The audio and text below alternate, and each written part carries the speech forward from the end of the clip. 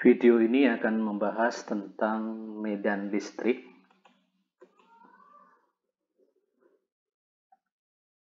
Apa itu medan listrik? Secara pengertian, medan listrik itu dinyatakan sebagai daerah di sekitar benda bermuatan listrik yang masih dipengaruhi oleh gaya listrik. Ya, jadi daerah di sini adalah tempat atau titik di mana sebuah muatan uji atau muatan yang masih dipengaruhi oleh gaya listrik. Ya, ini menyatakan medan atau daerah. Nah, bagaimana cara menentukan arah garis medan listrik? Berikut bisa kita lihat dari gambar ini, ya. Nah, gambar di sini menjelaskan bahwa terdapat dua buah muatan positif dan muatan negatif. Ya, muatan positif itu biasa disebut juga sebagai proton dan muatan negatif merupakan muatan yang kita sebut elektron. Nah, apa maksud dari garis-garis ini, ya? Ini adalah gambaran garis-garis medan listrik yang secara fisika garis medan listrik ini kita bisa lihat, ya. Keluar dari kutub positif, ya, dan menuju ke kutub negatif.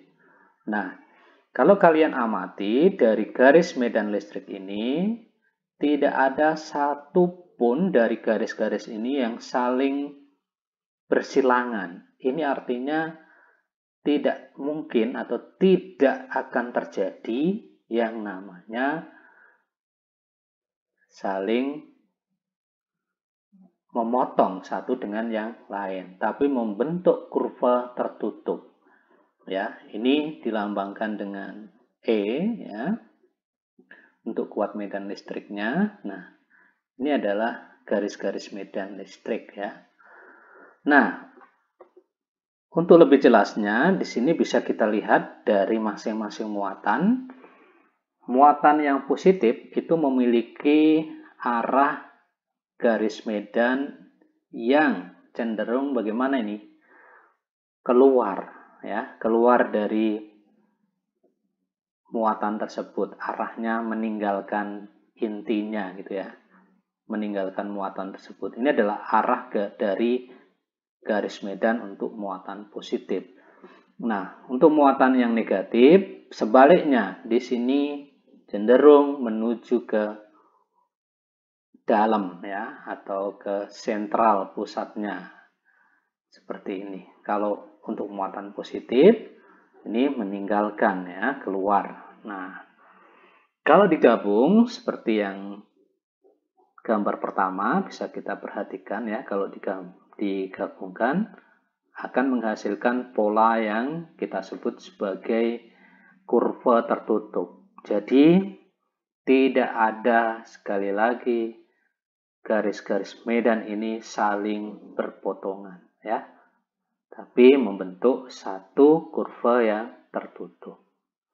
Dan yang harus diingat adalah muatan positif garis medan listriknya itu keluar, ya, arahnya keluar, dan untuk muatan negatif garis medan listriknya menuju ke dalam, ya, dari muatan itu. Nah, ini adalah gambaran tentang garis medan listrik. Semakin rapat dari garis-garis medan listrik ini menunjukkan semakin kuat tempat tersebut dipengaruhi oleh gaya listrik, ya. Baik. Berikutnya, bagaimana cara menentukan kuat medan listrik? Nah, untuk menentukan medan listrik, kita harus membayangkan di sini ada satu muatan sumber, kemudian kita meletakkan satu muatan uji yang berada di sekitar muatan sumber tersebut. Nah, yang kita pakai di sini adalah muatan uji positif, ya, Q0-nya ini positif. Tentu kalau kita letakkan ini muatan ujinya positif, berarti arah kuat medannya tentu menjauhi dari muatan sumber, ya, menjauhi atau istilahnya menolak, begitu ya, ditolak. Nah,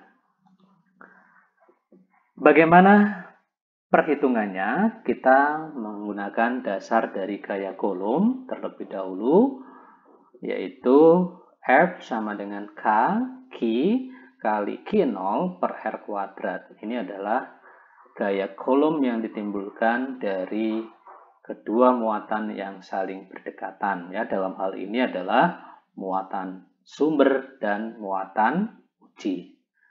Nah, maka kuat medan listriknya bisa kita nyatakan sebagai besarnya gaya per satuan muatan uji, ya. Jadi kuat medan itu dikatakan sebagai tadi kan muatan uji yang masih dipengaruhi oleh gaya listrik. Jadi inilah nantinya yang akan kita gunakan untuk menentukan nilai berapa kuat medan di titik tersebut.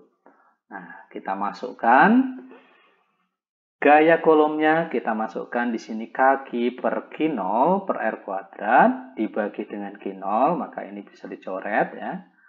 Maka diperoleh E sama dengan K Q per R kuadrat, ya.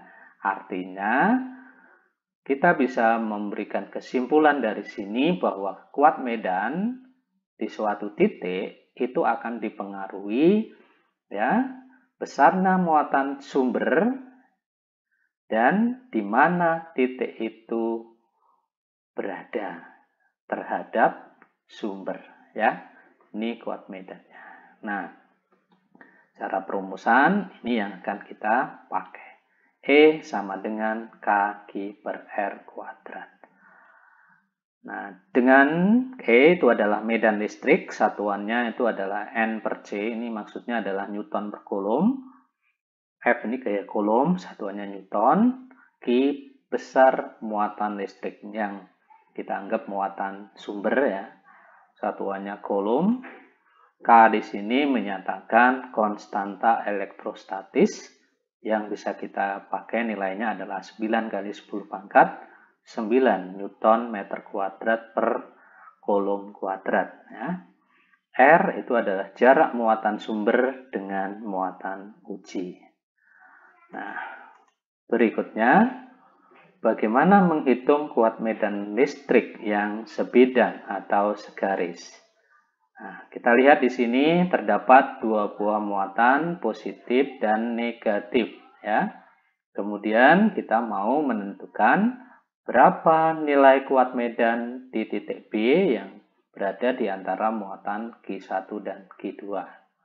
Nah, pertama yang harus kita lakukan adalah kita gambar dulu pengaruh muatan sumber terhadap titik B, ya. Nah, di sini ya, kita lihat.